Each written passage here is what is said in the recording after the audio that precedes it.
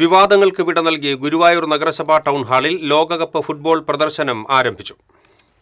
പ്രദർശനത്തിന് അനുമതി നൽകിയ നഗരസഭാ കൌൺസിലിന്റെ തീരുമാനം തദ്ദേശ സ്വയംഭരണ വകുപ്പ് ജോയിന്റ് ഡയറക്ടർ റദ്ദാക്കിയത് വലിയ വിവാദങ്ങൾക്കും പ്രതിഷേധങ്ങൾക്കും കാരണമായിരുന്നു.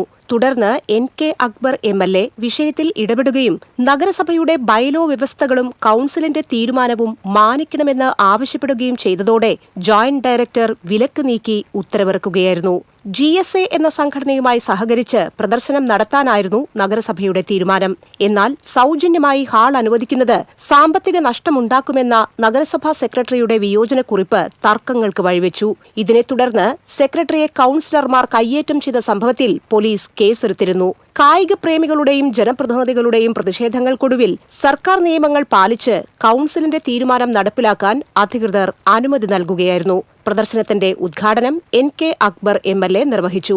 നഗരസഭാ ചെയർപേഴ്സൺ സുനിത അരവിന്ദൻ അധ്യക്ഷയായി. വൈസ് ചെയർമാൻ KK ജ്യോതിരാജ്, സ്ഥിരം സമിതി അധ്യക്ഷരായ AT ഹംസ, ഷാനി റജി, ബിന്ദു അജിത് കുമാർ, സംഘാടക സമിതി chairman KR Sooraj, Mammiyur Devaswom trustee board chairman GK Prakashan തുടങ്ങിയവർ സംസാരിച്ചു. TCV news, Guruvayur.